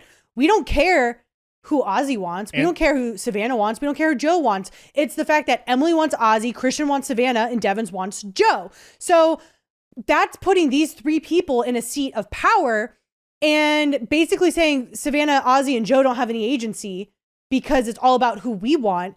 And Emily, how do we know what these people want? Right, because we're working without you, Cirie. Showing your hand a little bit. We have an alliance, and so now you are painting targets on your backs, and you have the majority by 1 in this situation, which means that could change at any given time, especially as we get into individual immunity, idol play, etc. So later on, Emily notices that Cirie is protecting Ozzy in these conversations. She doesn't pick up on it right away, but as they kind of keep circling back and trying to figure out where the vote's going to go, Emily picks up on this, and I'm sure that's going to come up at a later time. I mean, so does Savannah, too, giving her some credit.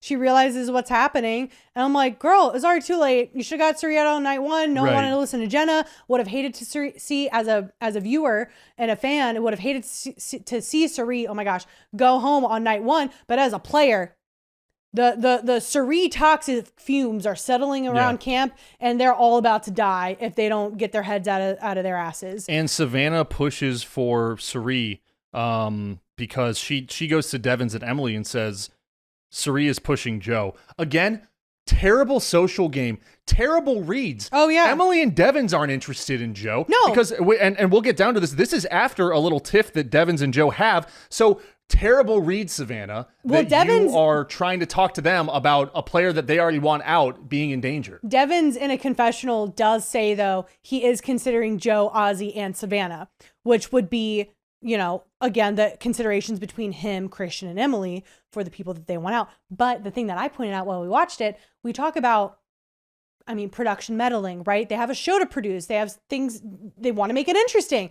So what happens is these Frankenstein clips where they take sound bits from here and clips of someone talking in their confessional here and stitching it together to make it sound like people say things that they don't actually say or mean. And you sign all your rights away when you get on these shows, and that's what happens.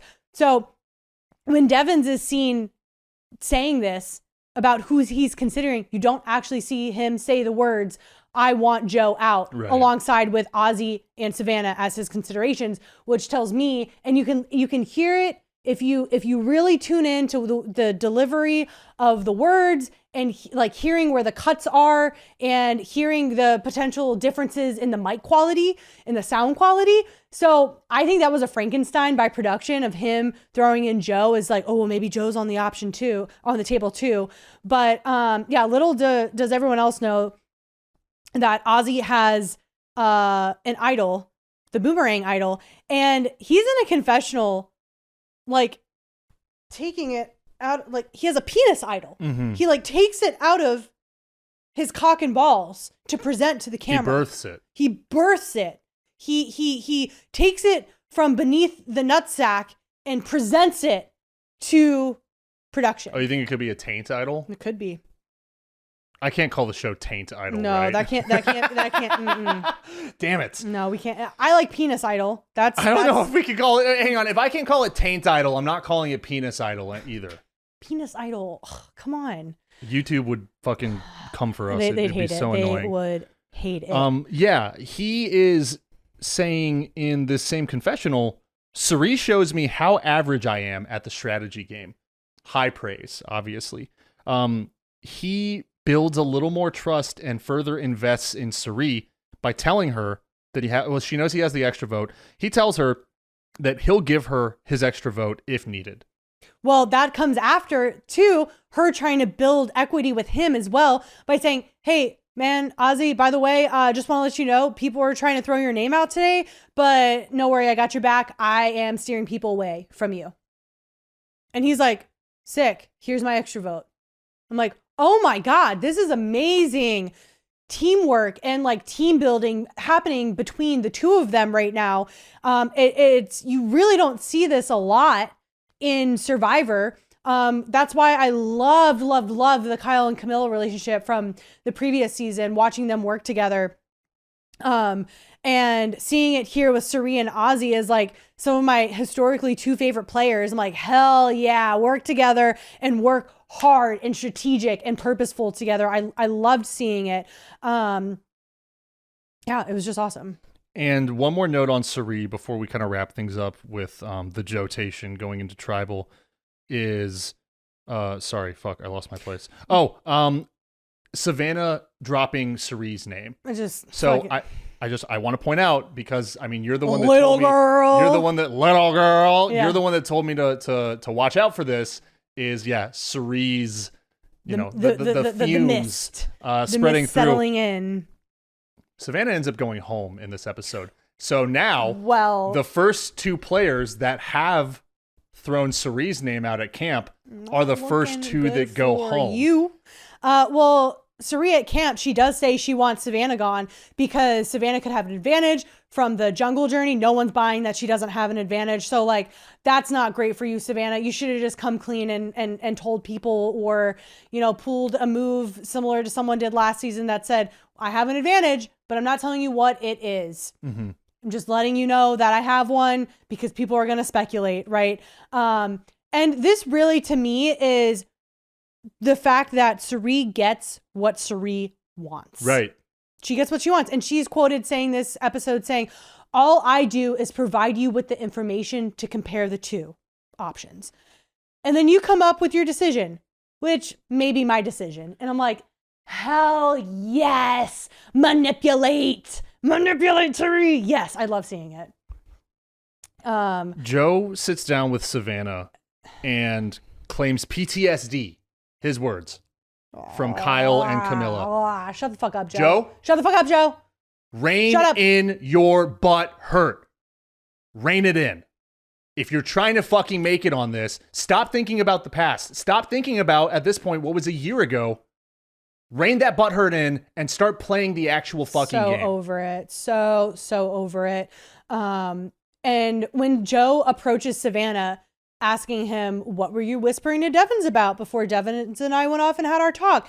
She says, oh, it's the possibility of a foursome with, us and, you included. And Joe's like, yeah, that's weird. And then Joe goes back to Devins and confronts him. Gets in his face. About the lying. And I'm like, dude, again, if you're going to play this like trust in honorable game, like have some humility and have some like, if you're holier than thou, then be holier than thou. Well, and you're not acting like it right now. And he says, all you have is trust in this game. And then it cuts to like, I think Devin's relaying this back. I have the quote. Yeah. He says, we're allowed to lie and backstab. It's like going out on the football field and saying I'm a pacifist. And then Cerise goes, it's hilarious. She goes, ooh, you lied on Survivor. Ooh, Devins, shame on you. Tisk, tisk, tisk. It's so good. I'm like, That's the thing. If you are going to play this righteous game, you have to accept that you are against the grain and that you are going to be playing very differently than everyone else. You have to decide if that's worth it. And if you do think it's worth it, you're basically owning the fact that you're going to get fucked and you're going to continue getting fucked unless you can sway someone to play the same way. And I would say, Joe, if you're trying to get someone to play the same way, have a moment with them. Don't get in their fucking face. Let's remember, in his season, in 48, his mortal fucking enemy, Kyle softened on Joe in like the final third of that season. Yeah, where you're like, wow, is he gonna? They had a really do it? Like they had a great bonding moment where they both shared like pretty intimate details about their past, and all of a sudden, Kyle started thinking about how he wanted to kind of protect Joe and continue working with him and didn't want to fuck him over at that point in the game. So, dude, I'm assuming you watched your own season. Why don't you try having that type of moment with someone instead of crying to Devins because he told a fib? Yeah, and Devins even says like, oh, like it's just kind of like common courtesy in Survivor. When you see people whispering, you don't have to go up there and confront them about it. It's just part of the game. And like Joe's kind of living outside of this Survivor game right now. And right before we go to Tribal, we get Sari and Emily saying, or Sari talking about how her, Emily, and Savannah could all go Joe tonight. So we go into Survivor, and if you're in the Backdoors and Blindsides household, the Matt and Megan household, you are ecstatic going into Tribal because right now it's looking like Savannah or Joe's going home. And we're like, let's go. Hell yeah. It very easily could have been Ozzy and Sari on the chopping block and us trying to be like, please don't want to be, Sari or Ozzy or whatever. But no, that's not what we get tonight. And we start Tribal by Joe saying him and Devins got into a fight. Yeah. And it kind of permeated the tribe and it shifted the vibe. So he's like, I'm maybe sorry, maybe not really about that. I don't know if this is a hot take. I find the first 5 tribals really uninteresting. Yeah. Because there's just not enough lore yet. Like we're still in exposition. We're still kind of starting this story. And so a lot of what's said at Tribal, I think is just kind of vapid. And it's just like, this is how my day went. There's nothing that you can really reflect on this short of a time into the game.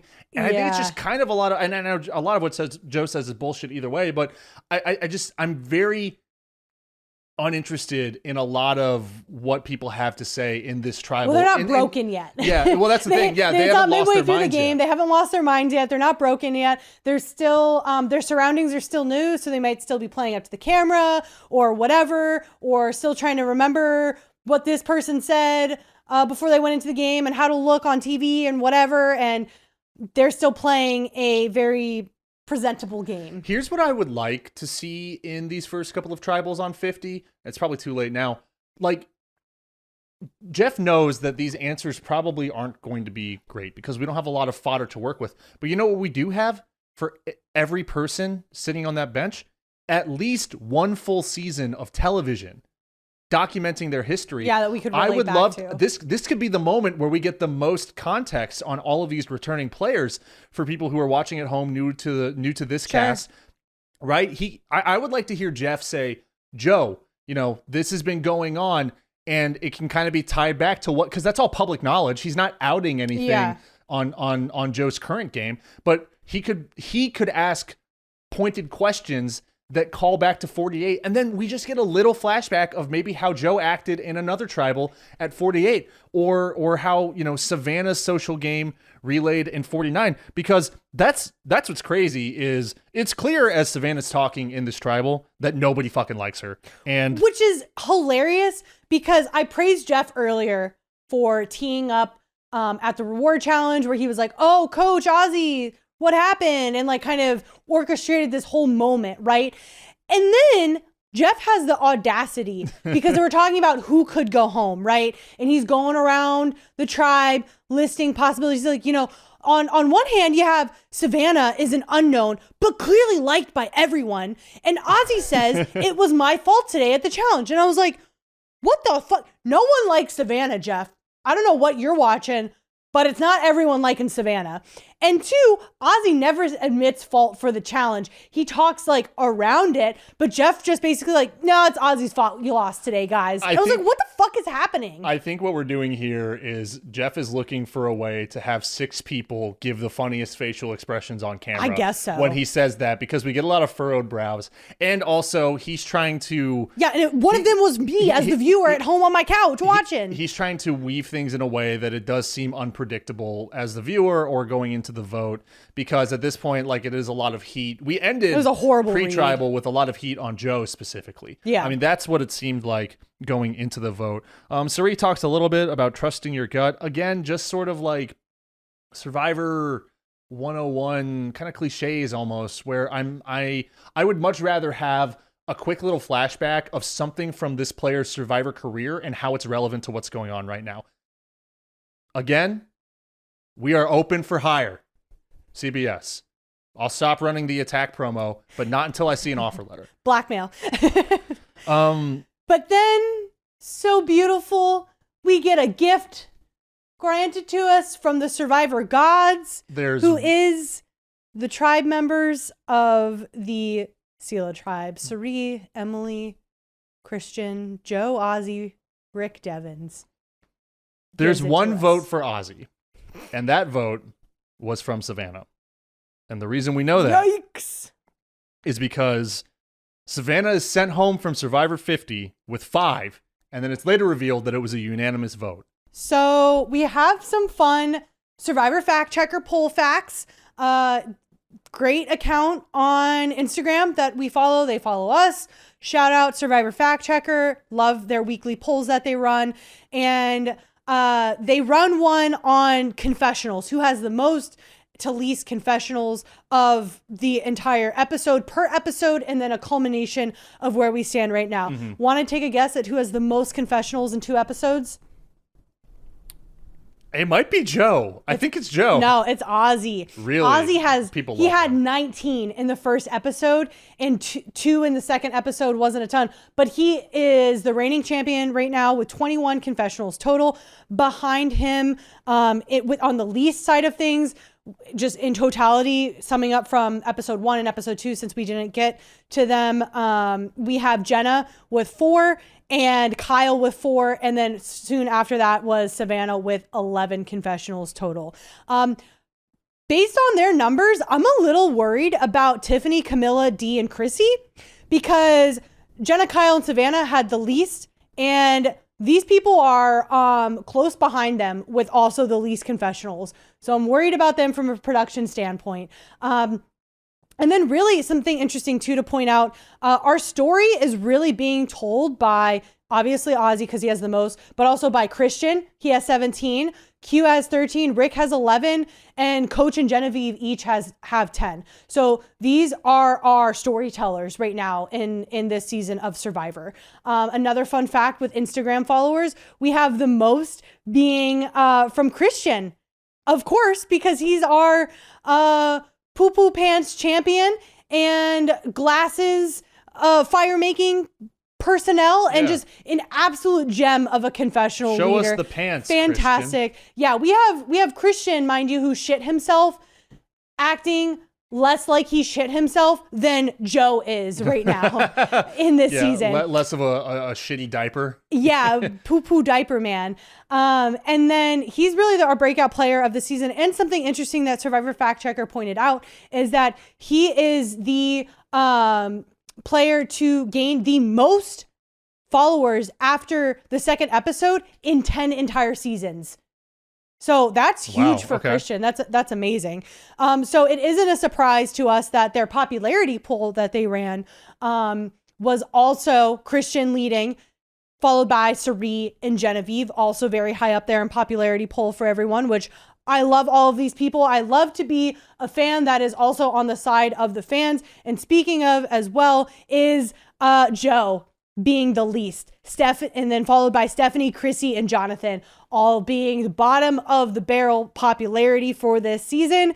And it's hilarious because in between episode 1 and episode 2, the trend there is Joe has lost 17% of his Really? popularity pool. That's how bad of a smear campaign he's doing. And that's interesting because, this is all returning players. So there were varying levels of popularity that they had coming into it instead of starting with, as Joe so desperately wanted, a clean slate. Yeah, and he started kind of in the middle of the pack, so this clean slate is not going well for him.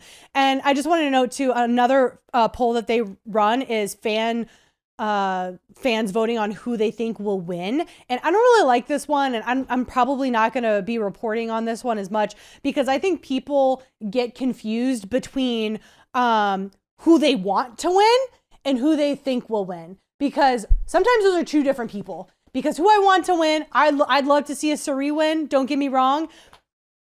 But do I think all these people are idiots? No. And life imitates art. That's arguably how a jury could be flawed as well. Sure. Who deserves the win versus who do you want or not want to win? And one last thing that I'll end on here that I just saw right before we started recording. Jeff was being interviewed. It may have been like page 6 or something like that. Someone was asking him about something that Rob Roush from season 4, winner of season 4 of Traders, he has been saying. People, I guess, have been asking him, like, would you go on Survivor? Because he has this whole, like, kind of rugged, I like to wrangle snakes brand. So he's been, kind of flippantly talking about liking to go on Survivor. And Jeff was asked about it.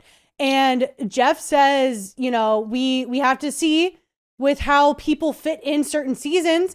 But he's open to having Rob Roush on Survivor, which is so interesting to me because he is quoted saying in this interview, Traders is bringing up some really interesting people, and the gameplay is revealing some really compelling people. So who knows? There may be a future collaboration. It should be Rob, Suri, me, and Alan hosting.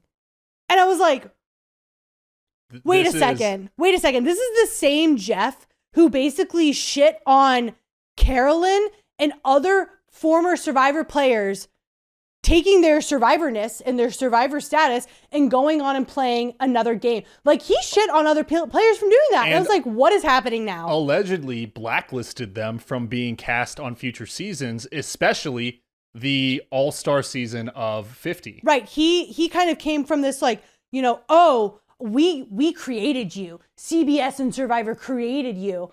X, Y, and Z player, Carolyn, Jam, whoever it is, who went on to go play on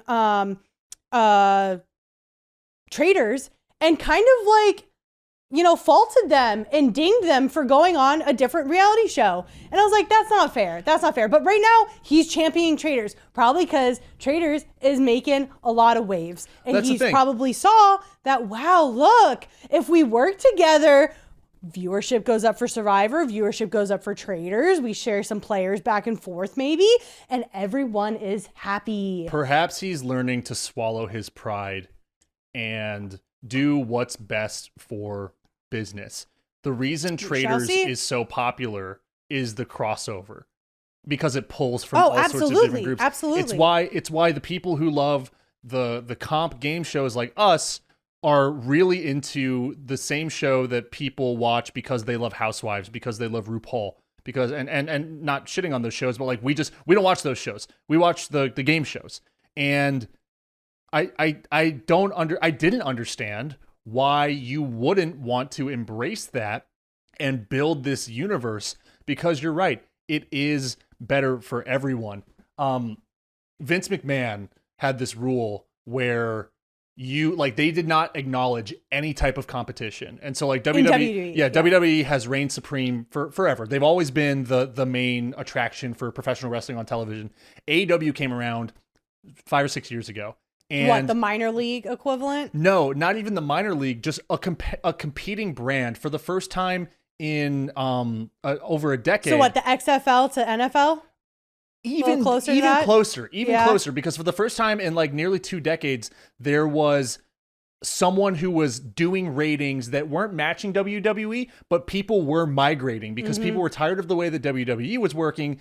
AEW provided this alternative that had the same presentation, meaning we're in arenas instead of a small studio room. We've got big names who came from WWE. We've got Cody Rhodes, we've got Dean Ambrose, we've got Chris Jericho, right? But the whole thing is they pretended that it never existed. And it was always like, Why? Why wouldn't you do cross-promotional stuff? Because it's always cooler when someone from one brand shows up as a surprise on another brand. Vince McMahon exits the company, at least publicly facing. Ooh, throw tomatoes at him. Supposedly is no longer making creative decisions. It all goes to Triple H, who was always in line for the throne, right?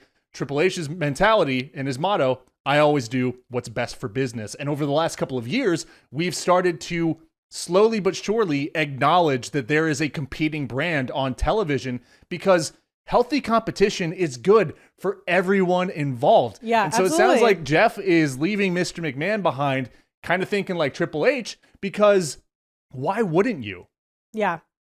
I would love to see more crossover in those two worlds. I would love to see more Survivor players on Traders. They're already there. And I would love to see almost like a Survivor celebrity, similar to Traders, right? Where you bring in other players from other things. You could definitely put that, you could copy and paste that approach to any of these shows and bring in other players from other franchises and networks. I don't know why you wouldn't. I feel like you're just printing money. Yeah, I think it's a great idea. Also, same with like bringing Donna in to get the Swifties in for Traders. Same like what Survivor's doing with the Billie Eilish idol. We'll see Mr. Beast later in the season at some point. Fuck you, by the way. You know how much more interesting would be to just have Alan coming on your show than Mr. Beast? Jeff, one more thing as we end the episode and we leave Tribal. Earlier in the show, Christian told Devins that he found the boomerang idol and he sent it to Aubrey. Devins has the idea, because they still have the wrapping where the boomerang idol was placed. Devins has the idea that they use the wrapping. He's like, hey, you still have that? They put a rock in it or something, and they hide it at Tribal Council for a reason yet to be determined. Will be used in the future. You have Devin. I'm just watching him all of Tribal, which I know, like, it's like, having money burning a hole in your pocket. Right. You're like, I got to do this. I got to do this. It's probably all that he can think about as he's sitting there. Oh, like, sure. When, where, how, what's the distraction, whatever. And then as they get up from their little stumps to turn around to go walk back and get their torches that are lit behind them, Christian creates a diversion and he falls and it looks like, dude, he falls hard. He sells it hard. He sells it like The Rock selling the stunner. It's pretty impressive. But then he has a line too. He's like, oh yeah, totally meant to do that. LOL. And then I'm like, it's so genius because he's being truthful when he says that. He did mean to do that. Yeah, if you're gonna, people think like, oh, he's just being silly. And then he goes even further to where he stands up and he's supposed to be the line leader. He starts walking in the wrong direction, and Sari grabs him. I'm just confused, and disoriented now. She goes, "Do you want me?" And he goes, "Yeah. You take it." Beautiful. It's just fucking beautiful. Absolutely sells it. And Devins is able to hide it. It looks like it's in the like kind of base of the fire pit, kind of on the outside. So it's there if he needs it, and I'm sure he's going to need it, and I'm sure he's going to make some fanfare out of it, and I'm so excited to see what happens from there. No matter what it is, it's fuckery is imminent. I love on some the show, fuckery. and we love that on Survivor. You made a note that someone like Joe will never win because he'll never do what Devins does here. No, never. He doesn't have that brain. No. I just had another note. Savannah, she had just won 49. She was probably tired and doesn't even fucking care. She just kind of like walked out and didn't seem to make much of an impact on her. Again, probably a mistake to bring them back so soon because maybe she wasn't even playing her best. But see ya never. I hope that she never comes back. With Savannah's elimination, Dee is the only previous winner left on this cast, which is an interesting fact. So because Kyle and Jenna, right? Mm-hmm. Yeah. So Dee is the only winner left. Interesting to see if that's going to be used against her and put a target on her back. Let's get into the 3 pillars before we get out of here because the storm is freaking me out a little bit. Horrible. It's fucking brutal outside right now. The 3 pillars: outwit, outplay, outlast. The 3 most important traits in Survivor. Who's outwitting? It's Rick fucking Devins. Oh, yeah, baby. Without a doubt. With this idea, the fake idol idea, God, it's beautiful. Love it. He's also Mwah. kind of playing the most angles at Camp Sela right now, Absolutely. which can get dangerous. But for right now, it seems like it's working because he's kind of working with Suri. He's got his thing with Christian and Emily. He's working around Joe. I mean, I would love to see what if he like actually pulls Joe in next episode. I think he's capable of it. It is, but he is capable of that. But just some extra bonus points for being on the shitting on Joe train. It's incredible. Outplay. I want to give outplay to Q. Let's give it to him. And here's why. He's pulling his weight around camp, right? He's very proud of that. And I do think that that's a part of playing Survivor. You know, outplay is normally kind of rooted in some physical aspect of the game. And he's not only pulling his weight around the camp and you know, scavenging, providing for his tribe, he is also responsible for closing the gap during the immunity challenge, which I think leads to Vatu winning immunity in that moment. So we give outplay to Q. And finally, we have Outlast. Outlast has to go to Ozzy, because as much as we've been targeting Savannah and Joe in this last episode, Ozzy's name is still being thrown around, and it's being thrown around by maybe the biggest strategic threat in that tribe, only because everyone has their sights on Suri, or at least everyone knows is already, you know, they respect Suri. No one's talking about Emily. No one has said her name yet. And I think that gives her a lot of power. So not only does he escape his name being written down at Tribal, but him buying more protection with Suri by offering his vote is, I think, another example of a great way to prove that you outlast your other players. Absolutely.